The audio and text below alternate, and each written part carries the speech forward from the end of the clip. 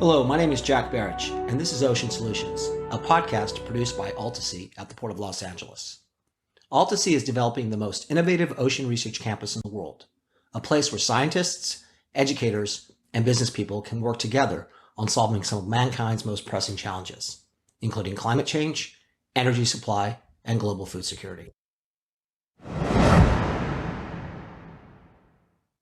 On today's show is Rusty Jehangir, the founder and CEO of Blue Robotics, an underwater drone company that is one of Altasea's partners in their Blue Tech cluster. By creating exponentially more affordable marine products, Blue Robotics has opened the door for many new academic researchers, schools, and citizen scientists to explore the ocean. This has the benefit of dramatically increasing the scale of ocean research and the many solutions that can come from that. This is so important. I hope you listen and enjoy the show. Hey, Rusty, really great to have you on the show. Glad to be here, Jack. You have a company, Blue Robotics, that makes underwater drones or parts for underwater drones that are far more affordable than previous companies or previous folks made available. In your opinion, how can the affordability of the drones and the drone products make science more democratic and advance this scientific understanding of the ocean? Like, what is it that you provide that can lead to ocean solutions? Yeah, so we make a whole line of components to enable marine robotics. They're all like, we shoot for making things 10 times less expensive than what is on the market already. And what that does is it opens up all of the possibilities to scientists and entrepreneurs and explorers, because all of a sudden something that was previously cost restricted is possible. You know, when something's 10 times cheaper, it really changes the game. So say you're a scientist and you want to film some species of marine animal that's never been filmed. You can now build, like, you can take these components, you could build a camera system that's designed to film that specific creature, very customized, built for that application. And that's something that there's 1,000, probably 1 million different applications like that, that are just open to your imagination. So, like, and I'm just kind of making this up on the fly, but like, as an example, in the past, maybe a ocean research department of a university could maybe afford one drone. They'd all have to go out as a team. And now if you have several, you can even have individual students or small teams of students that can go out and do research, because that same university department now can afford 10 drones or 15 drones, whereas before they could only afford one. Does that create sort of more opportunities for different types of research that they can do and find things that maybe they otherwise wouldn't have been able to? Yeah, absolutely. So our flagship product is called the Blue ROV2. It's a remotely operated underwater vehicle, and something comparable to what we've got would be like close to $100,000. Ours is closer to $4,000. And so all of a sudden that's $100,000 for something is, even a high school, even a college is not going to purchase that unless they really need it.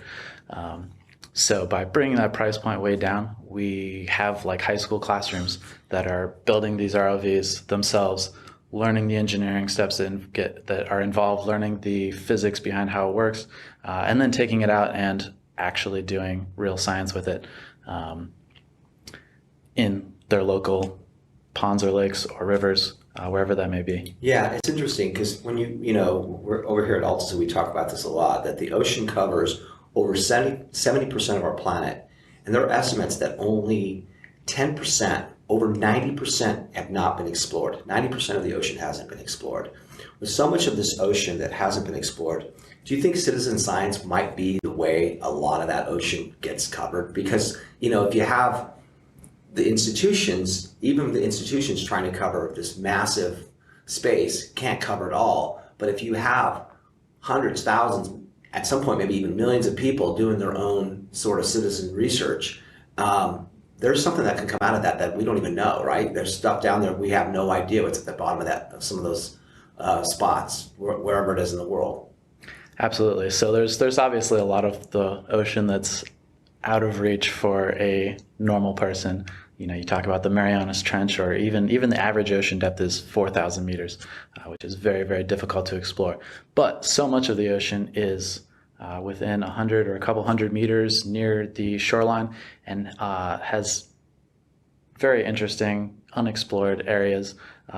Even if we've mapped out some area once, that doesn't mean it looks exactly the same today. That doesn't mean there's not something there that we haven't seen. Right. So I think those numbers on how much of the ocean has been explored are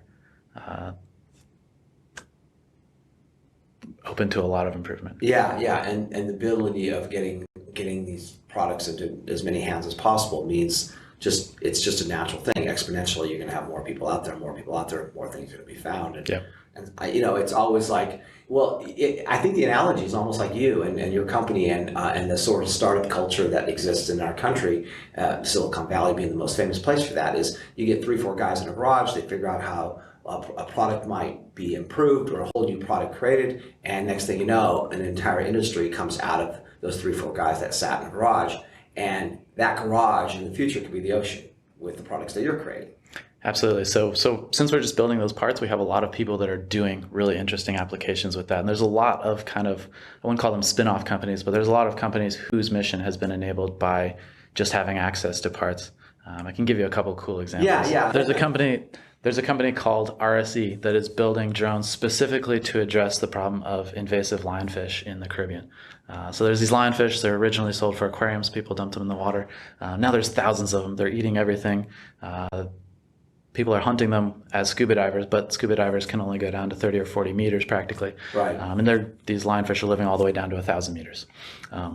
So they've taken a lot of our components and they've built a lionfish hunting robot that can capture these lionfish at greater depths, uses these electrical plates to stun them and then suck them into a vacuum cleaner basically, and bag up as many lionfish as they can fit. They bring them back to the surface and they are selling them to restaurants as seafood. And they're trying to create a whole industry around this so that they can monetize an invasive species and solve a problem while creating a business model out of it. Right. There's a very similar project in Australia to address the problem of Queen of Thorns starfish. The University of Queensland, they've built a completely autonomous underwater drone using a lot of our components that uses stereo cameras to navigate around the reef very accurately, and it finds these Queen of Thorns starfish and then basically has a robot arm with a needle on it and goes down and gives them a lethal injection. Right. And what do they do with these starfish when they bring them up? Those they just actually kill in place because there's no monetary value to them. So they give them a lethal injection and get rid of them. Why would they want to get rid of them? I don't know. They just eat the other corals in the area and they destroy the reef. Starfish? Yep. Ah, interesting. And that by eliminating the starfish, they save the coral reef. Yep, exactly. Oh, interesting. I've never heard of that. I've seen your company. So all of this is now like at a level, you're talking about companies and universities, but I think one of the brilliant things about your company is what it can do for kids who are elementary school, middle school, high school level. And, I've seen your kids engage in education workshops for kids at Alta Sea. My own kids got to operate a drone at one of the open houses, and I'm telling you, like, I couldn't get my kids to go home that day. And usually they're like, hey, that was fun, Dad, can we go now? And on this particular day, they had that little Sony PlayStation joystick, and they were operating the drone, and they were just like in heaven. They didn't want to leave. So, like, talk about that. Talk about some of the things that you guys do to get the next generation excited about engineering and exploring the ocean. So I think helping out with these educational programs is probably the most satisfying part of what we do, and it's one of the most meaningful parts of what we do to our entire team. There are a lot of like high school ROV competitions. There's one for the youngest kids called Sea Perch. There's one for mostly high school kids called Mate. In college, there's the AUVSI RoboSub competition, and we sponsor all the organizations that run these competitions. And we go to the competitions. We support the kids. We always answer their emails and technical support. Try to give them guidance, and you really see the passion that is excited in these kids by the fact that they can build robots. They can build robots that can solve environmental, ecological problems in the world, and that all of this is within their reach and something that is possible to them. And so helping educate them on that and providing them with some products and components that fit within a school's budget is really fantastic. Yeah, that is awesome. So you guys are around a lot of young people. Do they give you hope for the future of solving these challenges that we have in the ocean? Because I think a lot of times people get caught up with the problems, and there's obviously massive problems, plastic being maybe the one that jumps out the most right now. But I always feel like if you just bet on human intelligence, we can we're really good at messing it up, but we're also really good at fixing it because we're smart. And when you're around kids, do they give you hope? What do you think of like our future when you do engage with with these kids? Absolutely. I can tell you, I'm not that old, but when I meet these young kids who are involved in STEM education, robotics, it just blows my mind, how quickly they're learning and what they have access to today. And if they're if they're building these robots when they're in middle school or high school, I'm very optimistic for what they'll be doing in their career paths and what they'll be doing to help the world. I think they'll have a great interest in that. They've grown up in a time where that's been on the top of their minds their entire lives, and I think they will do a good job of helping to solve those problems. I agree. I think there's an interesting time because on one hand we're getting a lot more awareness of the challenges that do exist and the problems that do need to be solved. And on the other hand, we're also expanding our technology so rapidly, and kids are so comfortable with it. So they've got the mindset of these problems that need to be fixed, and now they're going to have the tool set to be able to go out and fix them. Absolutely, it's really exciting. Yeah. Hey, Rusty, thank you so much. This is fun. Really appreciate having you here, and we'll look forward to seeing you again next time. Thanks for having me. It's been a pleasure. Yep. Thank you.